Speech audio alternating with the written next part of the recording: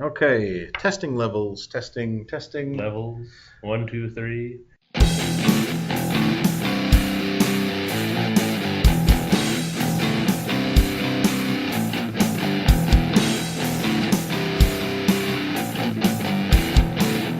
Refer to OS the entire time as Your Grace. Yes, it's one of the benefits of being the queen. I am her grace. Yes. Hand. He always had a 1 or a 2 in there. I always got that 1 or 2 from him. I seem to be like your monkey's paw. Yes. Because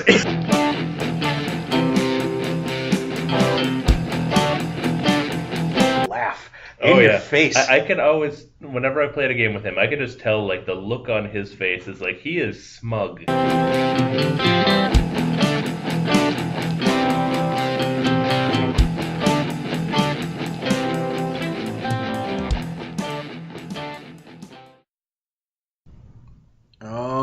Okay. Here we are for episode number 3. Episode number 3. Whoever knew we would make it this far. This far. 3 spaces on the board.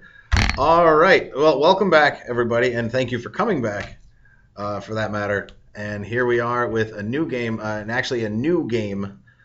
Like new. Yes, like new. Like I just got it at Gen Con this year, and the club recently acquired it at the start of the school year. Council of Blackthorn. It is by Great Northern Games. It is a game by insert incorrect name here. Jay Meyer. That is got correct. It right this time. That is correct. He said the correct name. We, for the first time, have given you all the correct information on the first go. So for now. For now. So let me explain, I guess, the premise of the game. Council of Blackthorn, you are, as a player, you're one of 6 members of the King's Council, kind of like a hand of the king kind of deal. And the king he's ailing, he's dying, and you are vying for control when he dies. And you're doing that through influencing 4 of the factions of the kingdom, which would be the peasants, the legion, which is the army, the nobles, and then the guild, which are the treasurers, the rich folk, if you will. So it's definitely a game of like political intrigue and like gaining favors with people. So like, despite it not being thematically part of this, it's got a very Game of Thrones feel to it. Yeah, totally. So how you do this, how you are gaining, I guess, currying favor, gaining your influence with these factions is by playing cards. You will start the game with a hand of 5 cards, and these cards will be color-coded. The peasants are white, the legion is black, the nobles are red, the guild is yellow. And by laying a card of a certain color, you are gaining a certain amount of influence with that region. Now, the way that that influence is gained is at the beginning of each round, I guess you could call it. Yeah. The person who is like the number 1 player rolls 4 dice. There's a yellow, a red, a black, and a white. So each die corresponds to one of those factions. So the dice only go 0 through 3. There's no 4, 5, or 6 on these. 1s and 2s are the most common. There's only 1 0 and 1 3 on there. So then once those are rolled, those get placed next to the different factions that are out there. And so if you play say the noble die is at a 2, and so you play a red card that has to do with the noble faction, then you will gain 2 influence with the nobles, in addition to potentially doing what is on the card. Right, and to explain for those listening on SoundCloud, the tracks of influence are laid out. There's only so many spaces that will account for the influence. They go 1, 2, 3, 4, 5, then jumping to 7 influence, then 9, and then finally 13. And once someone gets to that 13th spot, they have the most influence of that group. It's not something that can be shared. It even shows a little portcullis in the artwork on here, so that kind of shows that you're locked in at that 13th spot, which is actually only the 8th spot over. Right. So, but as you get further in influence, you exponentially get more. Right, so we should explain the 0s and the 3s. They have their own strategic advantages and disadvantages. So this is on the dice, when the dice are roll a 0 or a 3. So 1 and 2 are normal. As I said before, you get the influence equal to that number on the die, as well as potentially doing stuff on the card. But I'll go ahead and talk about the zeros first. All right, so zeros, obviously, when you're playing a card because you're getting zero influence, they've got to have something that makes that, again, a strategic advantage for you, and it is a heavy one. Though you're not gaining influence, the cards are set up in a way that where the factions work together. They have like inter-faction relationships, or no, that wouldn't even that'd be intra-faction relationships. Yeah. So like for example, most of the nobles cards, they are red cards. They get you influence with the nobles, but they have a little symbol down here with a number that is a symbol that corresponds to the guild. So they have what's known as, it's called a text effect. So you have a faction that it's part of, and then it has something that it's another faction it's associated with that is the text effect. And if you meet that condition, you get the text effect. Yeah, so the condition requires having a certain level of influence with the other organization. So in this case, though you're playing a red card for the nobles, you need to have, 2, 3, 4, or 5, whatever the number is asking for, influence with the guild to get the text effect on the card. So you can play the card even if you don't have that guild thing. That's kind of like a side bonus of the card, is you get that if you also meet those criteria. Right, and to explain, like your first few rounds of the game are going to be simply that. You're gaining influence with the factions. You're kind of setting up how your playstyle is going to be for the rest of the game. Yeah, you're never going, or I can't say never, but you're usually not going to be actually getting the text effect of the cards for the first round or two, just because your levels in all of your influence is going to be so low at the beginning. Right. Now, threes, those have a very obvious advantage where you're gaining 3 influence in a track that only has 1, 2, 3, 4, 5, 6, 7, 8 spaces. So a 3 is a big deal. However, there is a heavy drawback to that, and that introduces the treason mechanic. Yes, so there's these green cards that are called treason cards, and they are cards that get added to a side pile of your hand. They're not part of your hand, but they're another thing you need to keep track of. And these can have anywhere between 0 or 3 treason value on them. The zeros are called rumors, the 1s are bribes, 2s are spies, and 3s are poison. So as you collect these treason cards throughout the game, you want to get rid of them. You want as few treason cards as possible. The zeros don't really matter that much. Right. Because, at the end of the game, whoever has the most treason points gets executed. They lose the game, even if they would have been winning. So this ties back into the number 3 on the die. Yeah. Obviously, a simple way to gain the influence that you can is anytime something has a 3, you play an influence card to gain the most possible influence you can with that faction. However, every time you do so, here's the drawback. You're getting 2 treason cards added to your pile in secret. You're the only one that knows like what treason you've accumulated, but it's expected that the more treason cards you have, the worse off you are doing compared to the other players. Yeah, and there's a secondary drawback to the playing on the 3 dice as well, is not only do you get the 2 treason cards, you also don't get to do the text effect on the card, even if you meet the requirements. Mm-hmm. So if you're getting 3 influence, you're just getting 3 influence, plus a couple of treason cards. Which brings me back to the zeros. When you have a 0 die on a faction, and you play a faction card for that one, you get to the text effect even if you don't meet those conditions. So maybe it requires you to have like 6 influence or 5 influence with the peasants, and you have none. You can still get the text effect of that card if you play it on a 0. And also another little side bonus that is often forgotten. Yes, everyone always forgets this step. I think we all forgot it at least once. Yeah. But if you play on a 0, you also get to give one of your treason cards at random. You don't get to pick, but you randomly determine one of your treason cards and give it to another player. And that's where some strategy comes in, where you got to figure out, okay, this person's probably winning. I want him to get his head cut off. Yeah, and that person, by the way, just considering the game yesterday, which we will talk about a little bit, was Mr. OS. Yeah, I got a lot of treason cards handed my way. Yes, we were very proud of ourselves. All right, so we talked about the types of like what a card does, like a general. What those are called are ally cards. Those are people that you're allying from particular factions to your cause. That's what that means thematically. It'll be like a duke or a princess or a priest or things like that. Right, and again, thematically, these treason cards are meant to be like how you are perceived by the kingdom on your actions. That's what that's meant to mean. So, like, if you are caught poisoning someone, that's a pretty bad treasonous action. Whereas there's just some rumor, you were just spreading some rumors, that's not too bad. Right. And keeping with the theme is there's another type of card that you can get. It's known as a building. So this would be that you are gaining control of that building, or you've gained a favor from the owners of that building, and they're going to start doing things for you. You'll get extra abilities, which we'll explain in turn order. But Yeah, so constructing those buildings, it works kind of similar to playing an ally card. It's going to be colored to one of the factions as well, and you'll play it the same sort of way with the dice that are out there and everything. The only difference is with the building, if you don't meet the card text requirements, then the building just goes into the discard pile like an ally that you don't meet. If you do meet the card text requirements, you leave the building out in front of you because you will then construct it, which will happen on your next turn, and then you can from then on get the passive rewards for having that building in front of you.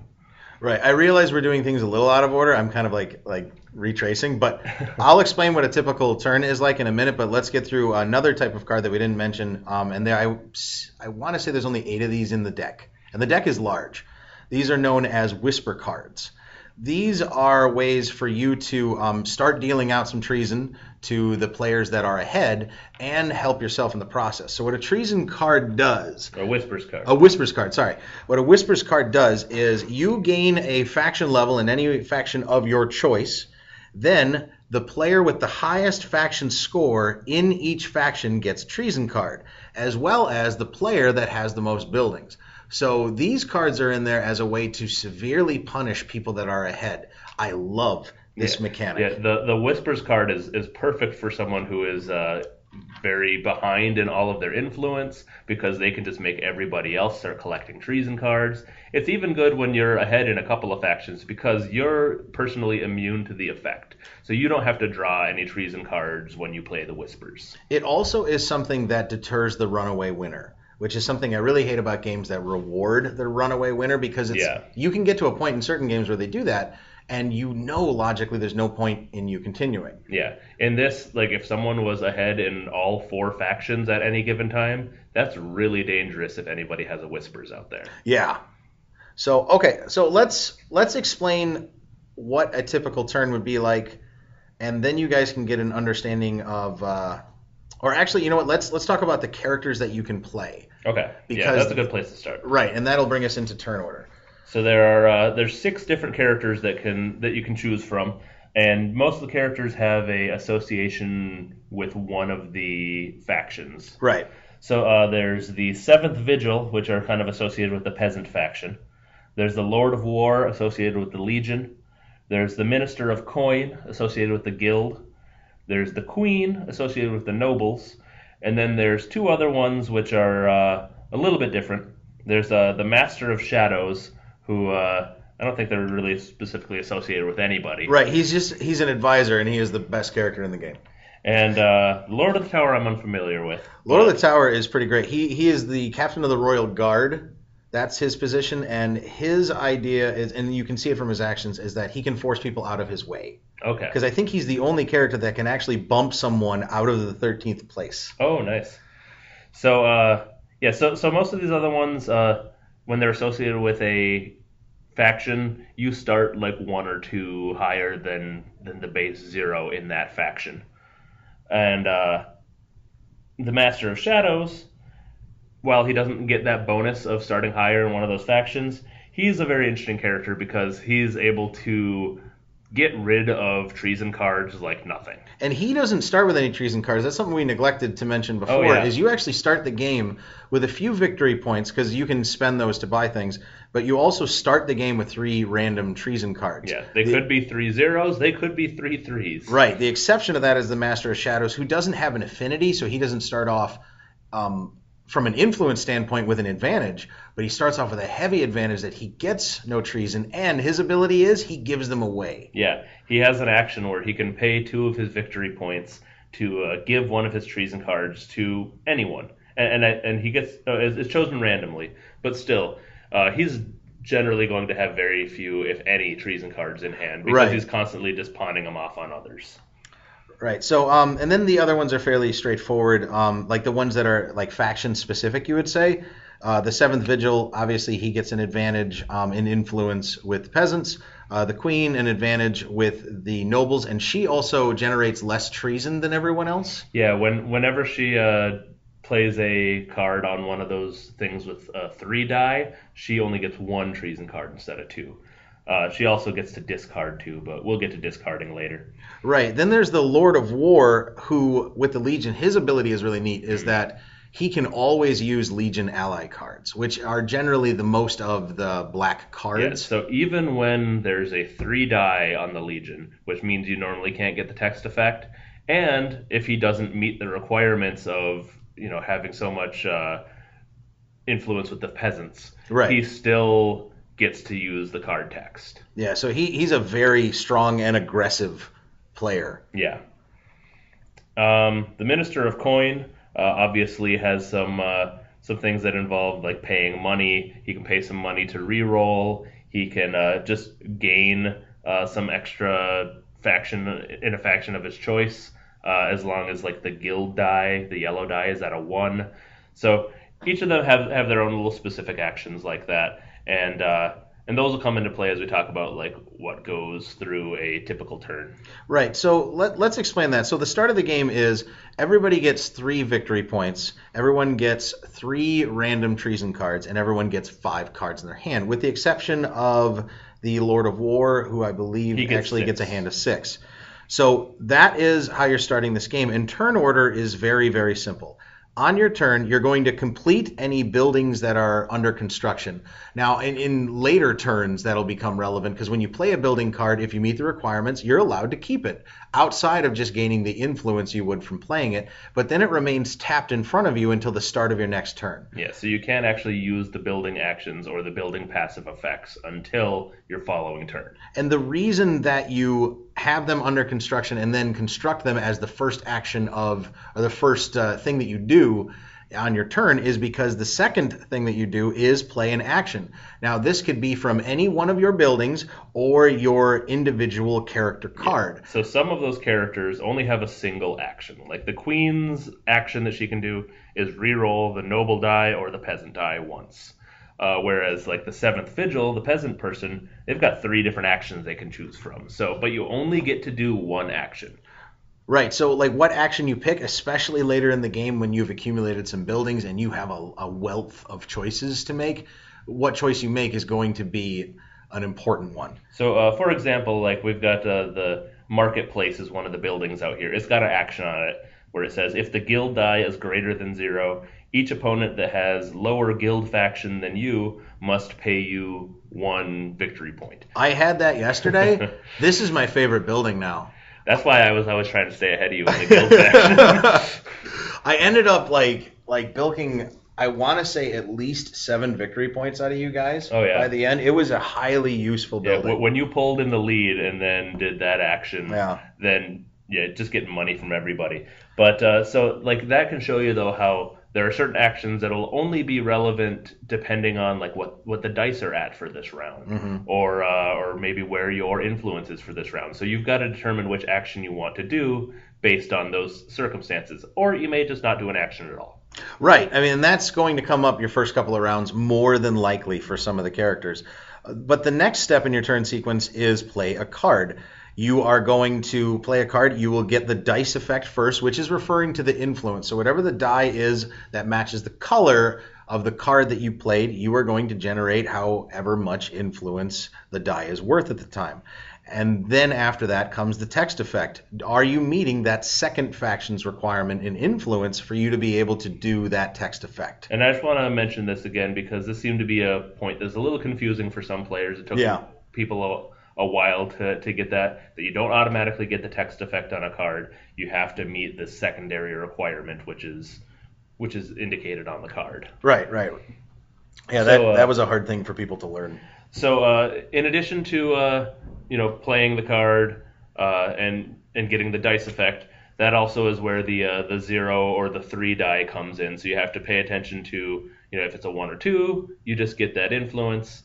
and do the stuff on the card potentially. If it's a 0 or 3, we already talked about the differences about that. So this is where you would do stuff like grabbing those treason cards that you have to get because you played it on a 3, or giving away a treason card because you played it on a 0. And what I will say is this particular step is where the game is, because you're making a choice between, do I want influence with these people, or do I want the action that I would get from the text effect of this other card? Yeah, there are so many decisions that need to be made here where, like, there were many times where it's like, oh, I've got a really good card that I want to play, but the die that's on that faction is not where I want it to be. That is something, and I guess when we get to likes, I'll expand on this. But what I really like about this game is the wealth of decisions. Oh yeah, you're constantly having to make choices. Right.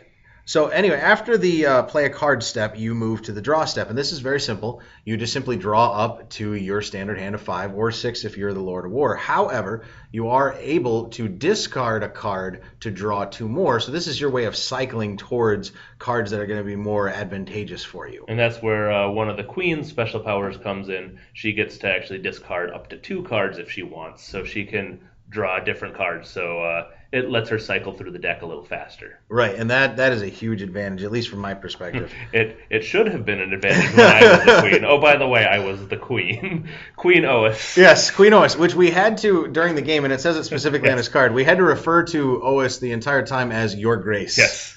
It's one of the benefits of being the Queen. I am Her Grace. Yes, it was adorable. But, yeah, so... But yeah, after you discard those cards, you draw back up to your hand limit, and then the last step of everyone's turn, which is another step that for some reason people always forget, is to actually score your points for the turn, which is kind of the most important thing. And I think it's weird, like you get so tied up in the actions and the things that you're able to accomplish, you're so proud of yourself, but you also like feel this pressure to keep moving the game along. Yeah. So the way the scoring happens is if you are first in any faction, you get 2 victory points for being first in that faction. If you're tied for first in any faction, you just get 1. This also applies to buildings as well. Yep. So if you have the most buildings at that time, too, if you're tied for someone with buildings, you get 1. Anything else, you just get nothing. Yeah, and the thing to keep in mind is that you are scoring at the end of every time you have a turn. So if... Like, for example, I was ahead in the nobles for the entire game. Like, oh, man, you were. Streets ahead of people. But, like, I was so far ahead in the nobles that I was constantly getting 2 from the nobles. It was just kind of an automatic thing. And then occasionally I'd get 1 for being tied with the guild. Well, because I want to say the Queen starts at an advantageous position with the nobles, doesn't she? Yeah, she starts at level 2 of the nobles. She's the only one that starts at level 2 of anything. Right, and the first thing that Ois did was when the die was a 3. He was the first player as well. First thing he did was chop his way all the way up to 3, and then I think you rolled the die to be a jerk. Yeah. I rolled the die to get it to a 3, and the next time I rolled the die to get it through to a 3 again. And so I was almost near the top of the nobles by like round 2. Well, I wasn't even commenting on that. I was commenting on the fact that you covered your tracks. So as the first player, the setup for the first player is roll the influence dice that's going to affect everybody for the entire round. So after he was... Oh, wait, no, I have that backwards. I did that later on to the peasant die. Like I had no interest in the peasant faction. I wasn't doing anything with the peasant faction this game. And so... it was literally just to bother me. If the peasant die was on a 2, I was like, I'm going to re-roll that as my free action. Yeah. And just often would re-roll it down to like a 0 or a 1. Yeah, which like ruined my turn. And to explain, I was the 7th Vigil, so the peasants were like my faction. So him doing that like greatly affected me. All right, so let's talk about our game that we had, and then we can go into likes and dislikes. And actually this kind of ties in.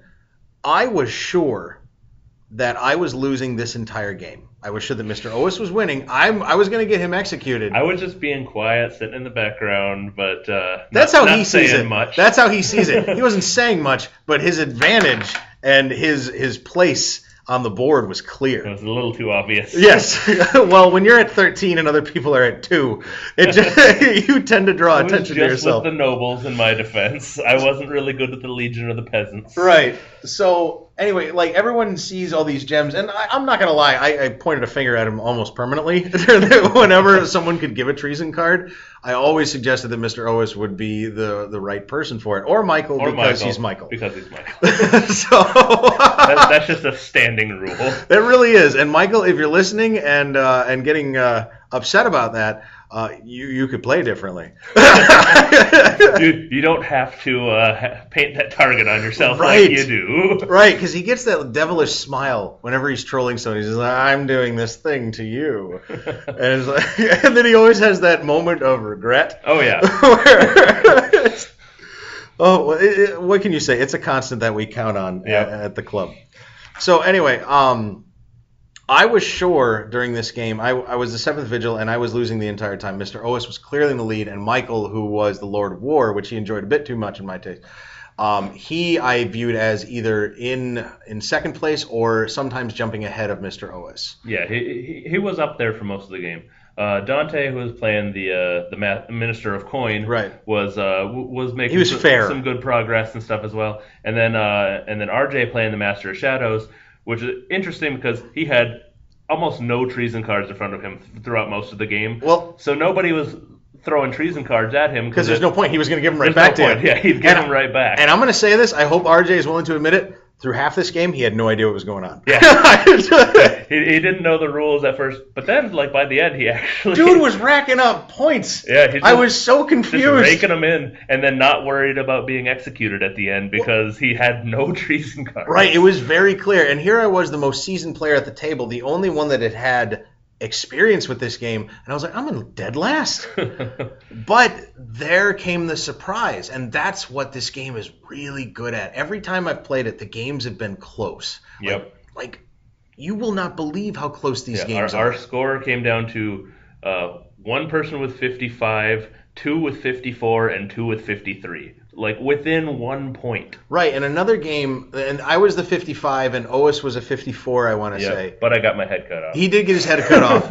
I want, 5 treason was second place. That was the Nancy Kerrigan of the treason cards. I had 15 treason. Yes, our gold was 15. He got a lot of love. And it's funny because everyone kept saying throughout the game, like, oh, it looked like your treason pile was really small. And it was, except for the fact that every single treason card of mine had numbers on it. They were mostly 1s and 2s. Like, I had, I think 1 0 in there. Yeah. And everybody else had, huge piles of zeros, huge stacks of zeros. And I had all the 1s and 2s. Oh, and your face when we all turned over our treason cards, you were just incredulous looking at this field of zeros. And you were, but I don't have zeros. Well, the interesting thing was at the beginning of the game, all my treason cards were zeros, and the first couple that I drew were zeros. So I had nothing but zeros. I was like, oh, I'm doing fine here. And then I started to get some 1s and 2s, and then anytime I gave a treason card away where it was a random giveaway, I always gave away my zeros. Yeah. And whenever I took treason cards from someone else, like Mr. Creel, who had 90% zeros in his hand, he always had a 1 or a 2 in there. I always got that 1 or 2 from him. I seem to be like your monkey's paw. Yes. Because in my stack of treason cards, I had 10 of them. I had 6 zeros. No, it was 7 zeros, 1 1, 2 1s, and 1 2. And I was sure that when I was giving Mr. Ois a treason card, I was like, he's going to get my zeros, but what am I going to do? I have to give it to him based on that small chance. Every time, apparently, I gave him a number. Yeah, I ended up with 4 2s and 7 1s. So. Oh, it was absurd. Again, it was another situation where I played with you where just you defy statistics. Usually that works in my favor. In D&D, that works in my favor. I get the natural 20s over and over again. And I can say as a player at that table, it's disgusting, the rolls that he gets. And also in games that involve social deduction and betrayal, you are always the person that is never suspected, but you should be. Well, I am generally pretty lucky in board games. The dice rolls are often in my favor, or the cards I draw are exactly what I need. This game, though, apparently all that luck turned around. Well, no, I think what it really is, if we're getting to the crux of it, partnering up with me, befriending me was your mistake. You've sapped my luck away. Right. The black portion of the yin-yang is infecting the white. All right, so let's talk about likes and dislikes. Why don't you go first if you have anything that's glaring? Okay, so I'm drawing a blank. He's drawing a blank here. All right. I had some ideas. Let me think for a second. All right. Well, tell you what. I'll go into mine. Okay, go ahead. So I always talk about the art. That is something that is something I want to bring up every time in the episodes. The art of the board is fantastic. It looks like a Rembrandt painting. It is absolutely wonderful. It is purposeful. It's accessible. I guess I would say that it is. It's the right size, and it doesn't feel like it's too busy. Clank, the board for that, it's purposeful, but it does feel like it could be too busy. Yeah. They jammed an awful lot of stuff onto that board. This board, everything is well spaced out, and it's very clear what you're interacting with. The one thing, like, I wouldn't necessarily call this exactly a dislike, but there are no spots on the board for, like, discard piles and draw piles and stuff. Right. I know those are usually included on there, but it may be because they didn't want to cover up the really awesome artwork. Well, and that's actually where the draw and discards are. At least, like, when I play tested this, like, at the four corners of the board, they have this art. There's, like, archers, a sorcerer, what seems to be, or something like that, a minister. There's a banker, and then the king. And you're meant to create on one side a draw pile, and then the corresponding side you're supposed to have your discard, including treason cards on the other side of the board. It's just, I come from a place where I'm used to just seeing the little card shape where it says draw pile or something. And I admit, I find that to be a failing of this board. Like, it's nice to just have that little rectangle. Yeah. Like, okay. This is where things belong. Yeah. So, so one of the likes that I have to say, my biggest like is the way the treason mechanic works. Is because there's this thing at the end of the game where you could have been pulling ahead, you could have been doing great throughout the whole game, but you racked up that treason and your head's cut off. You are completely dead. You lose. It is. Sorry. Go on. Even though I got my head cut off in the last game, I still feel like that mechanic is great. Like, it's a way to punish someone that's winning, but it's also a way for the winner to make everyone think that he's going to get his head cut off. Yeah. If you have a bunch of those zeros in your hand that, I've got a huge hand of treason cards, but if they're mostly zeros, it can be tricky. Because that is the thing. You look at that person's stack, and we did that with you. We finally let you off the hook. We guessed correctly, but we looked at his stack, and we were like, you know what, guys? We've been spending 3/4 of the game giving him treason cards. Let's turn it over to Michael because he's earned it. So, yeah, I definitely love this. And I've never played anything like this in a game that has that way of, I guess, controlling and influencing play like that. Yep. I like just overall, like, all of the different features in this game that punish greediness and reward... What's the opposite of greediness? No, here's what it definitely punishes greediness. It rewards craftiness. Yeah. It really rewards someone that can strategize and adapt at moment's notice. Yep. So, and that's what I think I really loved about this. Another thing that I would say is potentially a dislike is the way the randomness of the card draw can work. Because, like, for example, we talked briefly about how the first couple of rounds determine how you're going to be playing the game, like which factions you're going to focus on. So, like, usually you focus on, like, 2, maybe a third faction, but focusing on all 4 is probably not going to happen. That's a fool's errand. So at the beginning, I had a hand of noble and guild cards, so lots of red and yellow. So I was like, okay, I'm focusing on the noble and guild, and maybe I'll do a little bit of a legion stuff because that was slightly associated with the nobles. But so I got my noble up right away, I got the guild going up, and anytime I got peasant cards, I would just discard them for the most part, unless I found one that, like, seemed to be really good. And as the queen, I was able to discard 2 cards at a time, but so often I would discard 2 peasant cards to draw 2 more peasant cards. Mm-hmm. And so, like, I had already kind of picked my strategy early in the game, but then I kept drawing peasant cards. If I had been going peasants from the beginning, it would have worked out much better for me just because of how many peasant cards I drew. Well, and I view that as a like for this game because I think when you look at the player cards, they kind of try to steer you towards this is where you're going to be best. Yeah. However, that's not necessarily how it's got to get done. Yep. Like, work with what you start and then adapt to that. Exactly. So I can completely understand what you're saying, but for me, there's the frustration aspect of just getting that same card over and over and I don't again. disagree. I think in any game where you're having to draw a card, and you have a hand, that's going to come up. I don't think there's any way to build that out.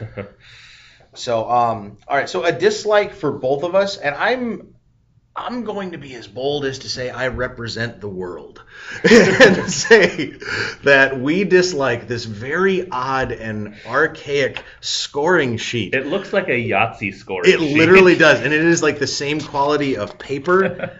It like if you remember Yahtzee, you'd have to mark the ticks of like, hey, I accomplished like this combo of die, but it's got that because at the end the scoring. It seems complicated, but it's really not for anyone that can do basic addition. For the most part, you're counting up your tokens. Like, you count up your tokens, and then you add the numbers for each of the factions on the board, and then you add the numbers for each of the buildings that you built, and that's it. Right, and like the numbers for the influence is what he's referring to. So it's like if I'm on the 13th track, or the 8th track rather, but 13 points for the Legion, I get 13 points. I just add that onto the principal. But they felt it incumbent upon them to give you this weird scoring sheet that we looked at, and we're just like, we're never going to use this. I like how it says victory speech at the bottom. It says victory speech at the bottom. So I guess once you determine that you're the winner, you have to give a victory speech. Right, like you have to stand and like, let it be known. I wonder if that's in the rule book. That'd actually be a good thing to find out. But, the scoring sheet is entirely unnecessary, in my opinion. Yeah. Because I can add 13 to 4 to 2 to 1, and then count up the tokens that I have. Like, it's not difficult addition. You can do it in your head. Right. Like, and even if it's a thing for you, you got enough fingers and toes where you're gonna muddle through this. You'll be okay. Yeah. So anyway, like I guess I would say that's my only dislike for the game. I really don't dislike this much, except for. And this isn't my complaint about the game. This is my complaint about people. And I'm not trying to be mean. I'm just saying this is a logical thing that you run into in games where thought is involved. The analysis paralysis that comes with a game like this can be slightly irking. It can disengage you a bit when someone is just like, well, I could do this or I could do this, and they're hemming and hawing for a bit, and you're waiting there like, dude, I got my plan turned out. Yep. And like that I'd say is a dislike, but again... And that happens in so many games. Right. Like, in fact, that happened in our D&D game this last week. People taking forever to get through their turn. And I love those moments, though, when that's happening, because you just get this look on you, and you look at me because I'm the impulsive person at the table. I'm just going to do what I want to do and hope I don't die. But he will just look at me like, okay, so you guys want to do anything? But yeah, that can be annoying in any game where someone just takes a long time. Another kind of thing that could be more of a complaint about, not the game itself, but what people could do is potentially in this game, everyone could just choose to pile up all their treasons on one person. Like there could just be this 3-on-1 alliance that happens. And there's nothing that person would be able to do about it. There is a strong potential for gang up. However, I have played more than a handful of games of this, and I've played with let's just call them polarizing characters. Like Michael is, and he's a self-admitted polarizing character. Also with Doc's son Aaron, who is he is just like evil incarnate when it comes to games, and he is maniacal. And when he beats you, or when he does something that causes you and your playstyle discomfort, he will laugh in your face. I can always, whenever I played a game with him, I could just tell the look on his face is he is smug. Yes, he's got that during game, but he no shame to it. He's just this is who I am in games. This is how I get my joy. Yes. So no issue. I mean, I'm having him over Friday to play Rebellion. But I'd say that there's potential for a gang up. However, in every game I've played with someone that can be polarizing, that can draw that kind of attention, I think that need, when someone starts jumping ahead somewhere, you get that desire, I don't want them to win either. Yeah. So it's possible. I've not seen it yet. Yeah. And in the case of some games, you may pile up on someone, but they may just be getting a bunch of zeros from you. Right. It may not actually be hurting them in the long run, yeah. which is a cool feature of this game. Yeah, I will say I love the design of this game, and I like the company and the designer. I actually got to meet the designer at Gen Con. I playtested this. This is the first thing I playtested. It was right when Gen Con opened. I had an appointment to play this with Dr. Schroeder and Miss Dalka and a friend of Miss Dalka's. And the guy explaining actually did a horrible job because he didn't quite understand how it worked, but we muddled through. But then afterwards, I was like, I'm gonna go buy this game. Yeah. And the guy that was the designer of it, he happened to be at the booth, and I got to meet him and discuss it. And I've never been so impressed with a small company game like this before. I even had him sign my box. This was a pleasant experience, and it was a pleasant company. So I just wanted to highlight that again. Jay Meyer, Great Northern Games, great person, great people. Yep. So Council of Blackthorn, good game. I think this is one that will hit the table a number of times. Like I can imagine myself wanting to play this different times, doing the different characters and going for different techniques. Like this past game, I hardly did any buildings. Like maybe in the future, trying that out, that sort of stuff. So there's a lot of different strategies and different angles that you can play this from. Yeah, a lot of potential here. All right, so Mr. Ois wanted to make this a short episode because he thought our last one was long, but apparently we don't know how to shut up. So if we keep talking for 31 more seconds, we'll make it to an even 40.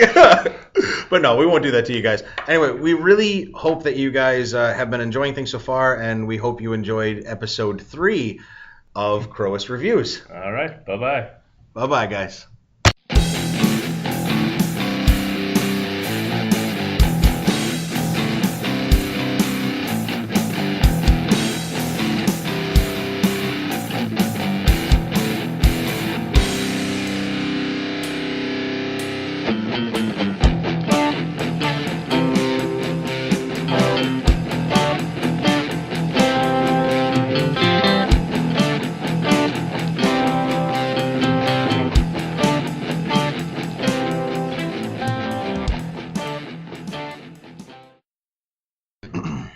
Okay, testing levels, testing.